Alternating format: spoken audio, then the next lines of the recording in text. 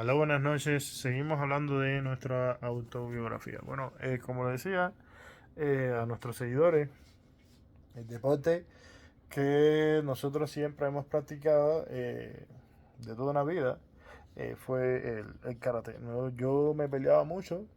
Entonces, bueno, esta amistad de mi mamá le dijo que tenía una niña y que había cambiado muchísimo desde que comenzó a practicar esta arte marcial. Efectivamente, muchas veces las personas creen que las personas que practican artes marciales se pelean o son peleadoras. Eh, Desde que comencé a practicar el arte marcial, mis peleas disminuyeron en la escuela muchísimo. Ya no me peleaba. Imagínense, miren, vamos a hablar, por ejemplo, de esta semana. En esta semana, ayer me tocó combate. Me tocó 3 combates, cuerpo a cuerpo. Salí con el dedo del pie un poco lastimado, tengo el pie bastante lastimado. Mañana voy a ver, mañana me toca escuela de nuevo. Porque bueno, aquí en México tengo lunes, miércoles y viernes, tengo que ir al dojo. Entonces, imagínense, ya ayer yo salí lastimado del pie. La semana pasada, el viernes pasado, por ejemplo, el lunes no combatimos. El lunes no combatimos, hoy es jueves. Mira, miércoles me tocó combate, el lunes no tocó combate, tocó otros entrenamientos, además. Y el viernes, además de otro entrenamiento, me tocaron 4 combates. Que salí con un moretón aquí en el brazo, bastante fuerte. Bueno, realmente cuando tú te tienes que pelear tanto, eh, ya no te interesa estarte peleando. Así de sencillo. Lo otro es que eh, hay una cosa que es real. Te crea mucha seguridad eh, como persona. Entonces, fíjense, tenemos que entender varias cosas desde el punto de vista psicológico. Recuerden que yo soy psiquiatra de profesión. Eh, Generalmente el abusador es porque fue alguien el que fue abusado. Eso tenemos que entenderlo. Ninguna persona coherente, normal, promedio es abusador. Ah, un tipo que fue abusado sexualmente o que el padre le daba golpe en la casa porque no era un alcohólico, etcétera, etcétera, etcétera. Esos son muchas veces los más grandes psicópatas del mundo. ¿Me entiendes? ¿Por qué? Porque fueron personas que precisamente fueron abusados. Entonces por eso son grandes abusadores después. En general, las personas promedio no son abusadores. Fíjense. Estas personas que te hablan así, que te hablan ronco, que te hablan qué sé yo, muchas veces, sobre todo en Cuba, porque aquí en México, por ejemplo, eso yo no lo he visto.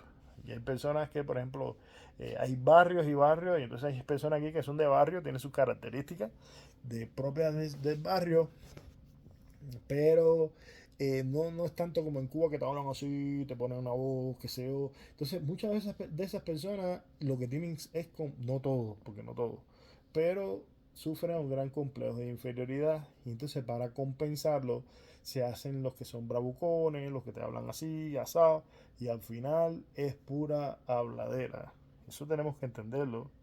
Eh, no han matado a nadie, no. Ah, es que son así. Entonces, ¿qué estábamos diciendo?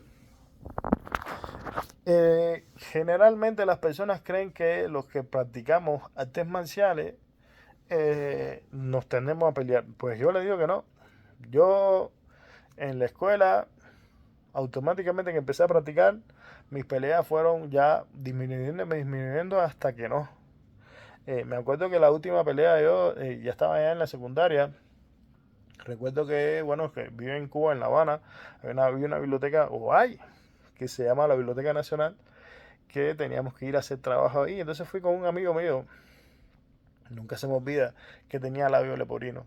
Entonces había unos niños, unos muchachos, otros adolescentes también, que estaban en la secundaria, que estaban en una escuela de conducta. Es decir, en la escuela de conducta en Cuba son los niños problemas que los mandan a unas escuelas especiales, porque son problemáticos. Entonces, bueno, imagínense, ese muchacho con esos labios leporinos, con ese labio leporino y los otros de la secundaria que estaban en plena adolescencia, por supuesto, empezaron a hacerle bullying. Entonces el chiquito no decía nada, el muchacho no decía nada, era mi amigo y bueno, yo me comencé a discutir con los muchachos, salimos, hablábamos fuerte y nos fuimos a ver de fuera de esa biblioteca. Efectivamente nos peleamos, no sé de dónde, cuando miro allá mi amigo del lado de la Porino se había ido corriendo y además de eso había otro amigo más, éramos tres. Y bueno, se fueron. El punto fue que se fueron y yo me quedé solo. Y eran unos cuantos muchachos de esa escuela. Yo comienzo a pelear con ellos, con uno de ellos, y empiezan a meterse los otros. Pero ya yo llevaba ya algunos años ya practicando el arte marcial. Realmente me fue muy útil, me fue muy útil. Eh, Me pude defender de lo más bien. Me percato cuando hago así que de esa pelea, ¿no? Miro mi playera o pullover, como decimos en Cuba, ya la tenía llena de sangre. Y entonces me asusta un poco, ¿no? Y entonces siguen llegando más muchachos. Siguen llegando más muchachos. Ya eran como 10 muchachos, quizás más. Entonces decidí salir corriendo ya. Cuando vi uno ahí tirado, echando sangre, en fin, el desastre. Decidí salir corriendo. No me siguieron ninguno de esos muchachos de la secundaria. Ellos también se espantaron, ¿no? Por la forma de pelear de uno. Incluso uno de ellos tenía un palo, o un bate. Parecía un bate, pero bueno, realmente era un palo bastante rústico y se lo iba a quitar también. Bueno, en fin. El tema fue que me fui. Entonces cuando llegué al centro de trabajo de mi mamá se asustó porque vio esa cantidad de sangre y bueno, y al final la sangre no era mía, era de ellos. Después de esa experiencia, realmente fueron muy esporádicas las peleas. Ya yo me empiezo a inclinar o a aceptar más el código del karate. Las artes marciales japonesas se llaman por un código que se llama Bushido. Después lo buscan en internet, los interesados, que es un código de ética. Sobre todo el samurái era el ejemplo de ética paradigma de todas estas artes marciales. Entonces, bueno, nosotros participamos en muchos combates. Si me preguntan qué es mejor, si el taekwondo o el karate o el kung fu o las artes marciales chinas o el jiu-jitsu, o quién ganaría, esa pregunta sí es clásica. Desde mi modesto conocimiento, le voy a responder que no hay una mejor que la otra. Para mí, yo que llevo practicando muchos años, no hay una mejor que otra. Para mí todas las artes marciales son importantes. Eh, Simplemente cuando van a combatir dos atletas, dos artistas marciales, va a ganar el que mejor esté entrenado. Yo mismo muchas veces entrenaba, yo era mejor en combate que en kata. Ya era, o vamos a decir que soy, ¿no? Pero bueno, realmente ya yo tengo ya 45 años, voy a cumplir 46. No, no es lo mismo cuando teníamos 20 años, o 15, 18. Eh, y bueno, cuando yo entrenaba fuerte, a mis mismos compañeros que yo le ganaba, por supuesto le ganaba. A mis mismos, ahí en el dojo, o el tatami. Sin embargo, cuando me desentrenaba o me abandonaba del arte, mm, ellos mismos me ganaban a mí. Entonces, no determina. La ventaja física ayuda hasta cierto punto siempre y cuando estés entrenado. Pero si no estás muy entrenado o te has abandonado, la ventaja física o el otro está mejor entrenado que tú, por muy delgado que esté el otro, te puede ganar. Tiene un 99.9% de que te gane. Realmente, muchos maestros de Okinawa creen que el karate no puede ir a una competencia, no puede ir a Olimpiadas porque es un deporte de combate. Para ellos, en su concepción marcial, el karate es karate y no debe ir a competencia. Recuerden que bueno, la pronunciación mía de japonés es muy mala. Eh, el que inventó el karate moderno se llama Funikoshi. Eso se llamaba Funikoshi. Eh, Jishin Funikoshi. Bueno, un nombre japonés que siempre me cuesta mucho trabajo. Sin embargo, por ejemplo, el inventor de judo se llama Jigoro Kano. Me sale mejor la pronunciación para que usted vea. Y que son disciplinas diferentes. Pero bueno, Funikoshi, discúlpenme si lo estoy pronunciando mal, tuvo un gran hijo. Bueno, vamos a hablar de un poco de la historia del karate. El karate es un arte marcial japonés original de Okinawa, fundamentalmente. Está el karate antiguo y el karate moderno. El karate moderno lo empezó a implementar Funikoshi precisamente con el Shotokan, que lo llevó a, a la ciudad, ¿está bien? A Tokio. Entonces ahí fue donde lo desarrolló y creó la primera escuela de Shotokan, lo que hoy conocemos como Shotokan. Hay otros estilos de karate como Goju Karate, que es famoso también, el Chito Ryu, muy famoso en Cuba, el Kenpo Karate, que es karate o karate americano, y cada uno tiene diferentes tipos de posturas. El Kukushin, a mí me cuesta también el trabajo mencionarlo, nunca ese lo practiqué tampoco.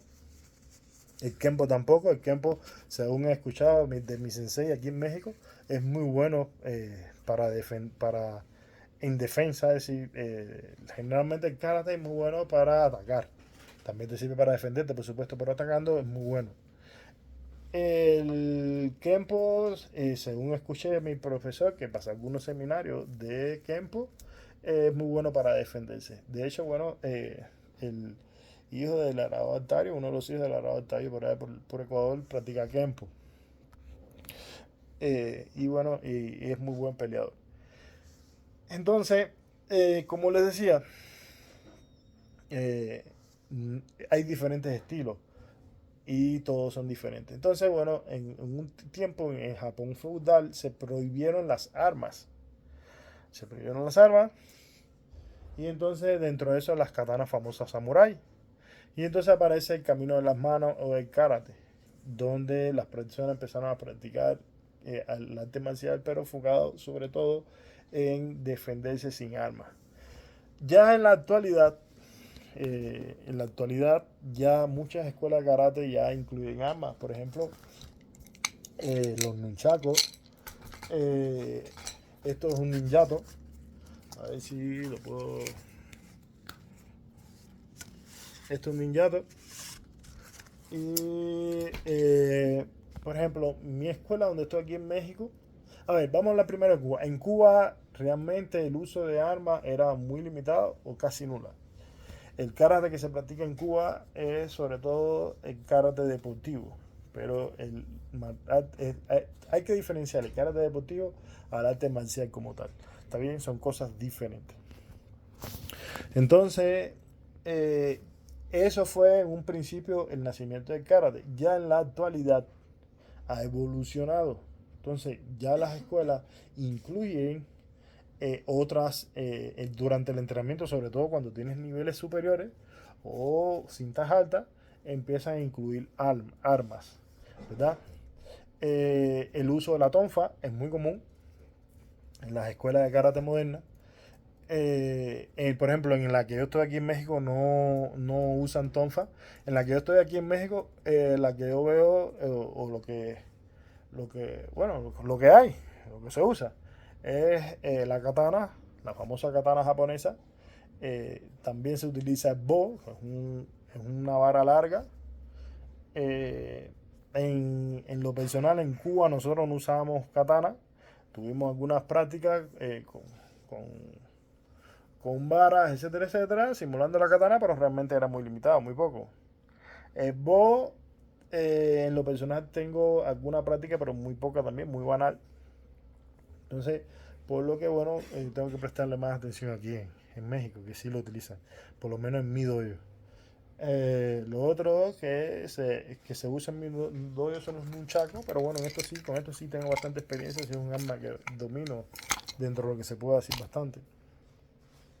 Eh, lo otro que utilizan es el sai. El sai es como si fuera un... En mi dojo se usa el sai. Es una... Tan dentro de las armas que usa que es como si fuera un cuchillo, pero con tres... Eh, bueno, búscalo después en internet. Es un arma que se usa mucho en el ninjutsu, o lo que las personas lo conocen como ninja. Un arma japonesa. Muy versátil también, que tiene muchos usos. Y bueno, sería el temor de los samuráis. Porque con eso es muy fácil quitarle la espada o la katana a alguien. A ver, muy fácil entre comillas, por supuesto, para alguien que esté entrenado con eso. ¿No? Es un arma muy versátil, muy fácil de esconder, de llevar. La katana, bueno, estamos en pleno 2023, no vas a andar con una katana en la calle, no vas a pelear nunca con una katana con otra persona en la calle. Creo que es un arma que es muy buena para práctica, es muy bonita, pero bueno, en la práctica real estaría más difícil. El SAI, sin embargo, es más fácil de llevar y de maniobrar y de esconder. Y además de eso, bueno, se usan dos SAI, una en cada mano. Ya le digo, un arma muy versátil y muy bonita. Esas son las armas que hay en mi dojo. Sin embargo, hay otros dojos de karate que, vuelvo repito, utilizan las tonfas. En el mío no. Eh, no he visto nunca que utilicen tonfa. Generalmente la katana nadie utiliza esa arma o muy pocas personas la utilizan. Bueno, un nivel muy avanzado en la práctica. Hay dos, no vamos a hablar en japonés, porque repito, mi pronunciación en japonés es pésima, es mala. A pesar de estar tantos años practicando esta arte marcial. Eh, mm, la katana tiene dos principios. Una, el ataque como tal, combatir con la katana, ya la vez que está desenvainada, y el arte de sacarla. El arte de sacarla o desenvainarla. Ellos es muy rápido, son muy rápidos. Eh, Muchas veces la posición se entrena para desenvainar desde la posición de seiza o sentado, o se entrena para desenvainar desde la posición de parado, en fin, de diferentes posiciones. Y bueno, la velocidad es la clave, porque bueno, es mejor desenvainar rápido y bueno, herir o matar y no tener que estar compitiendo, ¿no? Entonces, alguien que realmente la katana es un peligro. Es la mejor espada que hay del mundo entero. Quisiéramos hacer una pequeña breve reseña. Recuerden que Genghis Khan, el gran emperador mongol, eh, tenía los mongoles en aquella época, ¿no? En la etapa feudal, invadían muchos pueblos y era un ejército muy poderoso. Entonces, Japón, recuérdense que Japón es más pequeño, pero además de eso, los mongoles físicamente son más corpulentos que los japoneses. Entonces, tenían que buscar algo, tenían que inventar algo para poder repeler las tropas de Genghis Khan. Entonces, a los artesanos japoneses se les ocurrió inventar la famosa katana. Y entonces, bueno, con determinado acero, el principio está en meterlo en agua fría, sacarlo, etcétera, etcétera. Es un proceso realmente que, bueno, yo no soy artesano, ni mucho menos. Y bueno, son técnicas milenarias que son secretas, pero bueno, como llevo tantos años en esto, sí sabemos que el acero lo van metiendo en agua fría, lo van sacando, martillando, lo van metiendo en agua fría, y eso hace que la hoja de la katana adopte una característica muy especial, y es por eso que se ve el típico, eh, la típica eh, forma curva que tiene la katana. La katana en un principio es recta, el acero es recto, pero al tú someterlo a esos cambios de temperatura, hace que el acero adopte una curvatura especial. Y por supuesto, bueno, le sacan un filo especial. Es una arma que En mano de una persona habilidosa puedes membrar, es decir, puedes cortarte un brazo, una pierna, incluso puedes cortar un cráneo como si fuera un limón.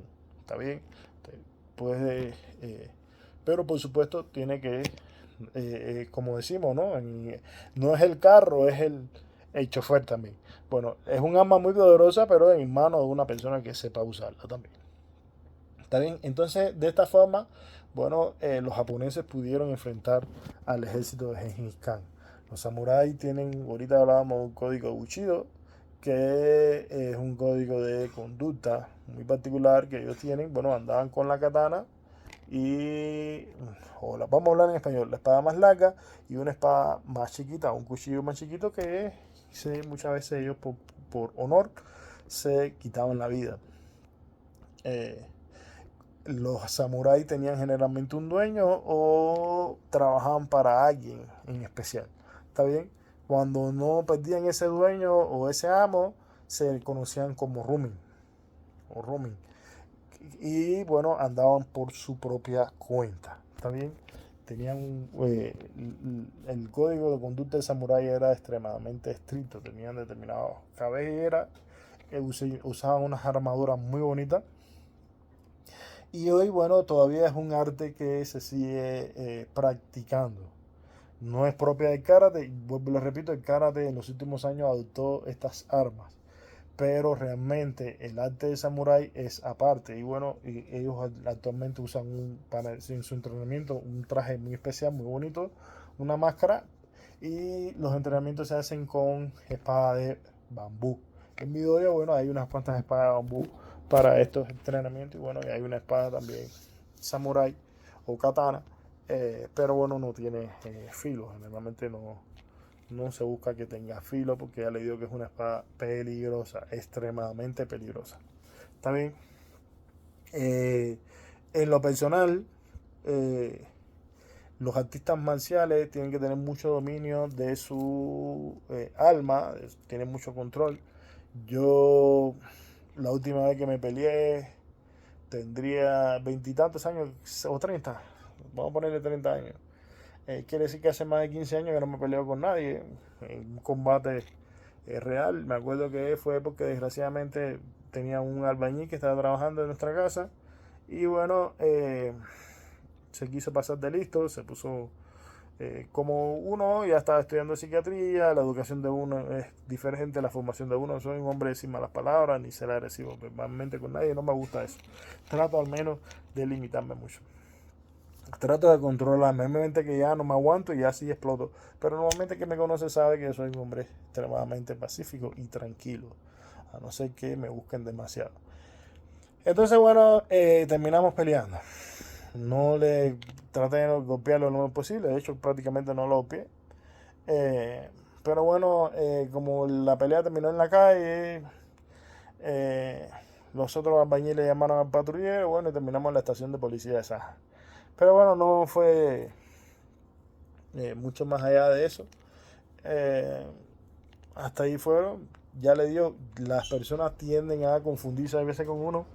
La bondad o la manera de uno ser con debilidad. Y son cosas totalmente diferentes. Una cosa es ser una persona débil, otra cosa es que uno tenga educación o que tenga unos ciertos valores. Yo en lo personal ya le digo, no, yo les recomiendo, si usted tiene un hijo que sea intranquilo, que lo anote lo matricule en una escuela de artes marciales, ya sea China. No tenemos nada en contra de, porque siempre ha existido las rivalidades entre las artes marciales japonesas y las artes marciales chinas, pero en lo personal, arte marcial para mí es arte marcial, que es diferente a los deportes de combate. Ojo, unas cosas son los deportes de combate como UFC, boxeo, lucha, etcétera.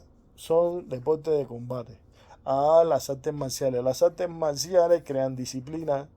Tienes que formarte, el sensei cuando empieza a hablar, no sé, uno no puede interrumpirlo porque toma medidas contigo, tienes que llegar a un horario, no puedes llegar tarde porque te va a llamar la atención, eh, tienes que generalmente, por ejemplo en el karate, las katas se hacen o los determinados movimientos que se hacen se hacen simultáneamente, se hacen en grupos generalmente, y todo eso te va creando una serie de disciplinas que te prepara para la vida y el sensei muchas veces te somete a determinadas pruebas, o profesor, vamos a decir así, mire, mejor podemos decir profesor, te somete a determinadas pruebas que te van endureciendo tu carácter y sobre todo van formando tu carácter en una disciplina. El sensei habla y te dice, y entonces te va creando una serie de psicología que cuando tú vas antes de empezar, tienes que decir, repetir un lema. Generalmente el lema está vinculado al karate, no se puede utilizar para hacer daño, nosotros tenemos que tener disciplina, nosotros no utilizamos para estarnos peleando, y todo eso se te va metiendo en la cabeza y se te va metiendo en la cabeza y te va creando una serie de valores. Está bien, además, bueno, el código Bushido, que bueno, generalmente se te explica, se te van hablando. Entonces, no va, yo en lo personal he conocido muchos artistas marciales, pero jamás he conocido un artista marcial que sea abusador. Yo en lo personal, a lo mejor alguien lo ha conocido. Artistas marciales, no estamos hablando de deporte de combate, ¿eh? Estamos hablando de artistas marciales. Nunca he conocido, la mayoría el 90% de los artistas marciales que he conocido yo son personas muy sencillas, que muchas veces no te enteras ni que son artistas marciales. Porque te enteras que es un artista marcial porque lo encontraste con él en un torneo, o fuiste en Cuba, por ejemplo, íbamos de escuela, en una escuela te llevan a otras para competir entre ellas, en fin, pues arreglos que se hacían. Y te encontraste que artista marcial. De hecho, bueno, yo nunca, muchos me conocen y yo nunca he hablado de mi afición a las artes marciales. Bueno, es que también nosotros, yo me acuerdo que muchas veces hablar en la secundaria o en la escuela, y si sabían que tú eras practicando un arte marcial, entonces querían pelearse los demás muchachos contigo para saber si tú eras bueno, si el karate funcionaba o no. La verdad es que sí funciona. No podemos descartar que estamos en 2023, ya estas armas, nadie anda con eso por la calle, ni mucho menos. Eh, Desgraciadamente están las armas de fuego, que bueno, dan una ventaja. Eh, Son cosas que tenemos que entender.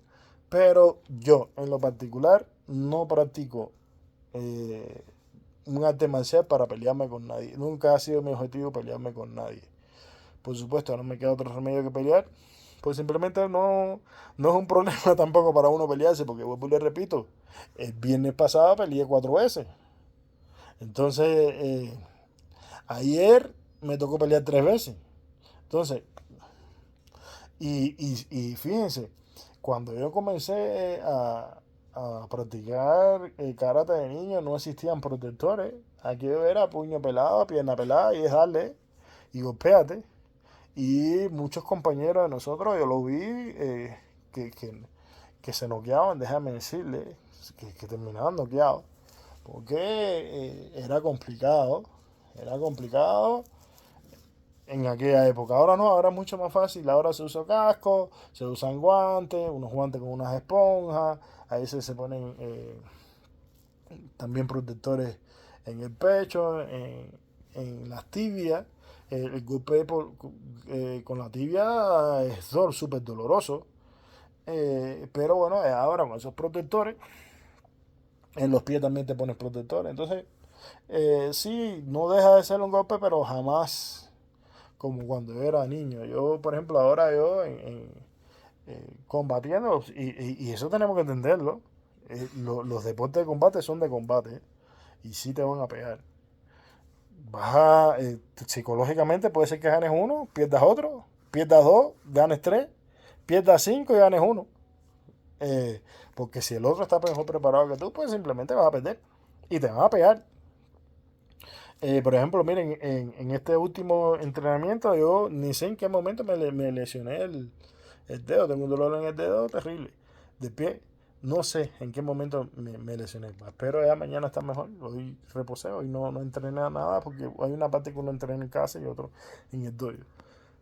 Y entonces viernes, para mañana viernes, a ver cómo yo amanezco para ver si yo puedo ir al dojo. Entonces, te crea un hábito que es como si fuera un vicio, que ya tú no puedes dejar de ir al dojo, te crea un compromiso. Además, vuelvo y le repito, el sensei te crea una cierta disciplina. Cuando tú no faltas, enseguida te pregunta, bueno, ¿por qué tú no vas? Hay que decirlo en el grupo. Estás en un grupo de WhatsApp donde todos son del mismo dojo, entonces para faltar hay que pedir permiso. Es complicado, vuelvo y le repito. Por eso es que yo les digo, si es un deporte de combate, sí te vas a pegar, te va a doler, pero por eso es que muchas veces yo veo a las personas, muchas veces que te desafían o que te dicen, no, va a pelear, y me le quedo mirando. Y entonces eh, me tengo que reír por dentro. Porque como uno está acostumbrado ya tanto al golpe, lo repito, ahora mismo tengo una lesión en ese dedo. Y la semana pasada andaba con un moretón en mi antebrazo. Y ahora yo creo como que no se me ve mucho. No, ya casi ya. Ya lo que me queda es un tirín ahí de nada. Pero es así, porque es un deporte. Entonces, cuando las personas te dicen, no, vamos a pelear, yo me quedo ahí a veces así. Y yo, como que uno trata de evitarlo, ¿no? Porque primero uno es sacerdote y fa, uno no puede estar en eso. Eh, no debe ser. Pero me queda con una cosa así, pero lo ves tan desprotegido y que hay veces que confunden eso, hay veces las personas con que tú puedas tener miedo. No, no, es que uno realmente sabe que puede hacer. Yo no, olvídense de mí, yo soy un simple amateur.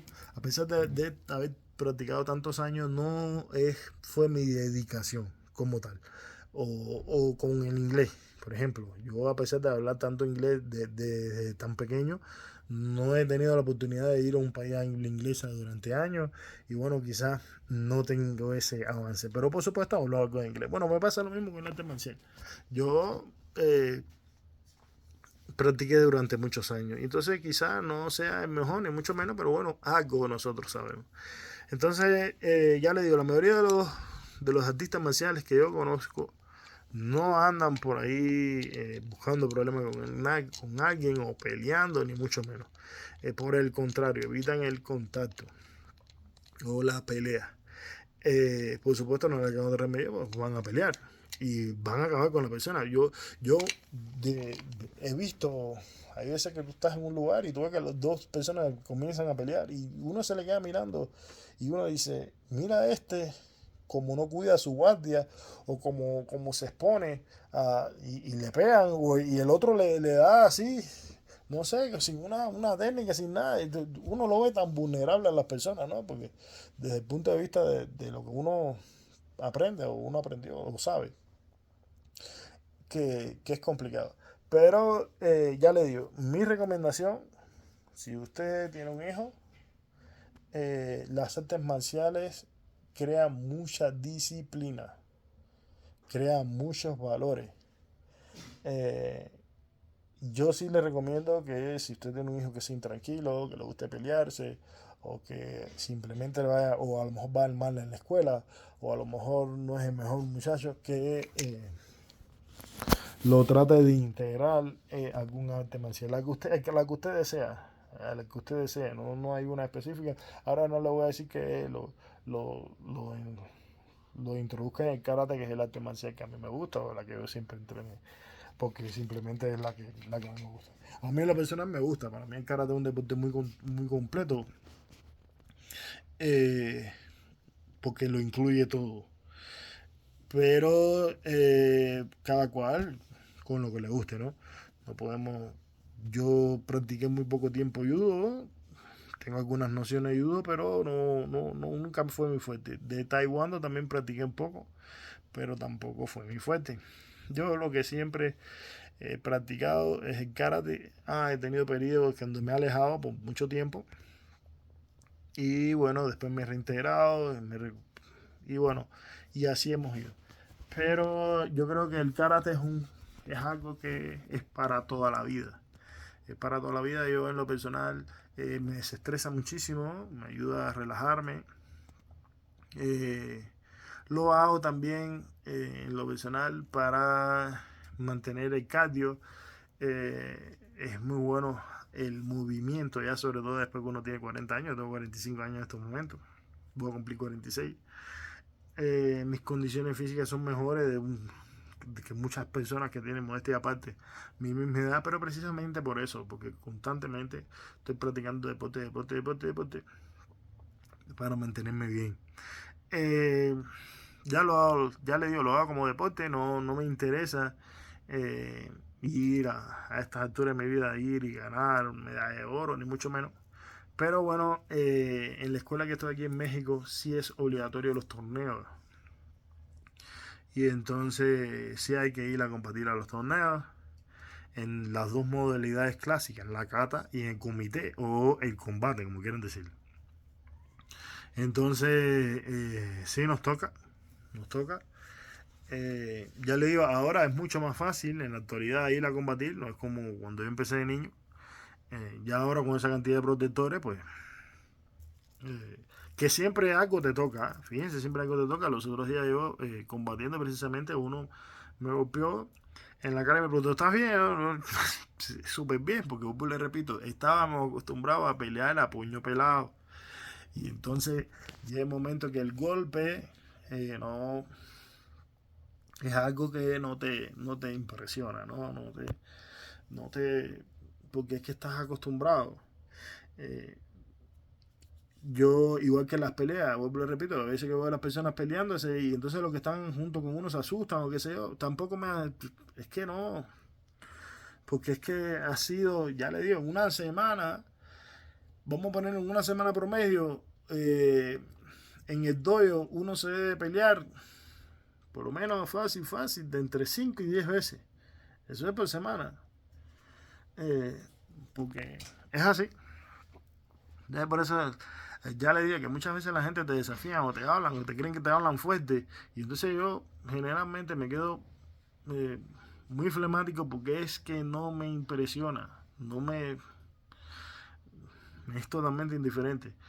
Yo ya le digo, no soy de pelear, no, después de que pasé mi adolescencia ya me empecé a dejar de pelear. Tuve experiencia y todas las peleas nosotros no las hemos ganado, porque sobre todas las cosas no tiene que ser honesto. Eso como McWade que dice que ganó todas las peleas de boxeo, bueno, se le respeta, pero es muy difícil. Eh, por ejemplo, yo recuerdo que yo estaba en la adolescencia, ya a finales de 17, 18 años. Ya estaba desentrenado, estaba muy desentrenado y me tocó pelear con un boxeador de verdad. Nos peleamos por problemas de muchachos. Y pelear con un boxeador es súper difícil. Súper. Por eso le decía que hay artes marciales, no hay artes marciales mejor que otras. Y deporte de combate. Es difícil. Porque el boxeador, tú golpeas al boxeador y el boxeador cabecea, cabecea mucho. Te mete la cabeza constantemente y tiene una habilidad que es terrible eso. Y bueno, esa pelea sí la metí. Un individuo que, bueno, pero a este muchacho sí le gustaba pelearse mucho y probarse a sí mismo. No sé qué era lo que él se quería probarse a sí mismo. Y bueno, los otros muchachos, como sabían que yo practicaba o había practicado karate, como que me lo echaron para arriba. Y bueno, muchacho, en fin, él de falta de talento, sí peleamos. Y por supuesto me defendí, pero bueno, esa pelea sí la perdí. Por eso le digo, uno tiene que ser honesto y decir las cosas la verdad. Era un muchacho que tenía muy buena estatura. Yo lo calculo que tendría que estar por encima de 1,95. Eh, y bueno, y tenía muy buena genética, de esas personas que son negras de piel. Y bueno, tenía buena genética, muy buena corpulencia física. También me recuerdo que ya estando allá, recuerden que yo estudié en medicina militar y empecé estudiando medicina militar y después me pasé a la civil, para la medicina civil. En medicina militar también nos entrenaban en defensa personal. Pero bueno, como yo tenía la base del karate, no, también fue otra etapa que también me separé mucho del karate.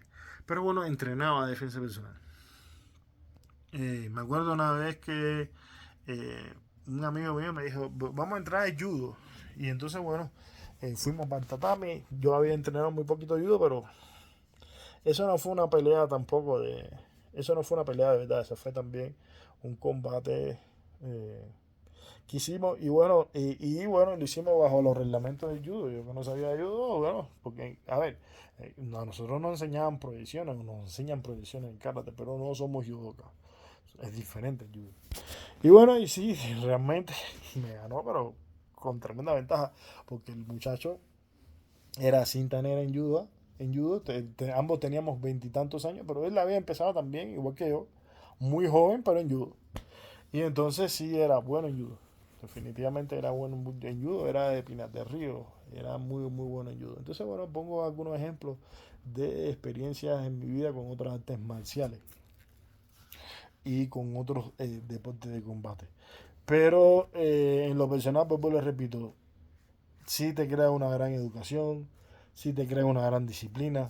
En lo personal, no entreno, no me interesa ir ni a un torneo, ni mucho menos, pero bueno, aquí, vuelvo y le repito, es obligatorio, pues entonces, pues voy, hay que ir. No me interesa pelear con nadie, ni mucho menos, no es mi estilo, no, pero bueno, si me tengo que pelear, por supuesto no me queda otro remedio que pelear. Eh, lo hago ya como deporte. No, nunca lo hice para abusar de nadie, ni mucho menos, ni nunca lo hice a la vida. Bueno, en la vida, ya después, ya que yo pasé la adolescencia, fueron muy pocas peleas en la vida práctica que yo he tenido. Sí me sirvió muchísimo, porque recuerden que, bueno, que yo soy psiquiatra y bueno, los pacientes a veces se ponían muy agresivos, hemos tenido muchas experiencias donde el paciente te iba para encima a quererte golpear. Por supuesto, jamás en mi vida yo golpeé a un paciente, mucho menos una persona así con un problema psiquiátrico, ¿no? Y problema ética. Pero sí los contenía, los aguantaba. Y bueno, el mismo combate te desarrolla muchos reflejos, mucha velocidad y no, nunca lograr ningún paciente pelear, golpearme. Yo tenía una compañera que y una profesora mía de psiquiatría que también la vi que la golpearon unas cuantas veces. Incluso otra compañera, me acuerdo que la agarraron una vez y le hicieron una prohibición a un paciente. Parecía que yo me imagino que habría practicado judo o algo. Y le dio tremenda prohibición a la pobre. A mí mismo, profesor de psiquiatría también, lo agarraron por el cuello. eh, Me acuerdo, yo no estaba cuando aquello, pero según me cuentan, el paciente agarró la mesa, las mesas de psiquiatría en Cuba son unas mesas de madera grandes, unos escritorios grandes, y bueno, el paciente agarró el escritorio por debajo, lo levantó, lo lanzó para arriba, y cuando el escritorio vino de regreso, la pata del escritorio le cayó en el pie al señor. Imagínese un profesor mayor. Entonces acabó. Si hubiera tenido una noción mínima de combate o de estos reflejos que te desarrollan en las artes marciales, simplemente era quitarle el pie. No te tiene por qué caer la pata bueno, para uno que practica este tipo de artes marciales, pues no es para mí sería muy sencillo pues quitarle el pie y no me hubiera caído la pata de la mesa encima de mi pie, no tiene por qué. Eh, pero el señor no. Para una persona que no se dedica a esto, sí hay veces que los reflejos le fallan mucho. Entonces, pudiéramos hacer mil anécdotas de velocidad y de habilidades que te crea el deporte. Eh, Recuerdo yo entrar por ejemplo, yo estaba en una sala de alto riesgo psiquiátrico donde habían personas que mataron a su papá, a su mamá, otros mataron en serie. Ahí te encontrabas personas. Y bueno, yo era el jefe de sala de aquí, que para entrar a mi sala había que abrir varias rejas. Y entonces no podía tener miedo. Esa es la palabra. Tú tenías, porque además te lo olían eh, a las mil leguas. A las mil leguas el olor a miedo. A los pacientes no se les puede tener miedo. No a los pacientes, a nadie. Y entonces, bueno, pero esos pacientes, porque vuelvo y lo repito, el cubano muchas veces habla, te pone la voz ronca, que sé, y nunca hizo nada. Pero estos pacientes que yo tenía ahí sí habían hecho. eran pacientes psiquiátricos, ya esas personas no podían salir ya a la calle porque tenían crímenes a repetición. Y entonces me recuerdo una vez que entré a la sala, la enfermera empezó a gritar y cuando entro, efectivamente tenía un bloque y le iba a pegar con el bloque en la cabeza al otro. Le tuve que quitar el bloque, forcejear y en lo que le logra quitar el bloque le muerde la oreja al otro paciente y le arranca un pedazo de la oreja. Le pidió la oreja porque, bueno, le pone punto y, bueno, intenta suturarse y pillarse como médico. Y entonces, pues el hombre no la masticó y se la tragó. Le dije, pero ¿por qué hiciste eso? ¿Por qué no me diste la oreja? No, para que no se la pegue el médico. Fíjense si hemos tenido experiencia, y como esas experiencias, bueno, hay muchas que no puedo decir por aquí por ética, pero sí, esa sala de alto riesgo psiquiátrico sí era un verdadero peligro. Y bueno, le tengo que agradecer el tiempo que he pasado practicando artes marciales, que la verdad que no, que siempre pude esquivar y nunca me pudieron golpear, nunca me pudieron hacer nada. No, realmente era un lugar muy peligroso. Yo tenía un enfermero que era boxeador. En Cuba se practica mucho boxeo. Cuba, las escuelas de boxeo son muy buenas. Entonces ese muchacho era un hombre joven. Entonces había veces se ponía muy agresivo. Y él me decía, médico, déjamelo a mí. Y yo me acuerdo, bueno, nosotros usamos una cinta en psiquiatría para amarrar al paciente. Y entonces el paciente muchas veces empezaba a tirarle piñazo. Y el hombre, es lo mismo que le decía, el cabeceo del boxeador es, vaya, es complicado. Porque además te desespera porque tú intentas golpear al boxeador y el boxeador empieza a mover la cabeza y a moverte el cuerpo. Y hay veces que cuando son muy buenos está difícil pegarle, déjame decirle. Por muy avanzado que tú sepas un arte marcial. Pero bueno, lo que le estaba diciendo, este muchacho era boxeador, entonces el paciente muchas veces empezaban a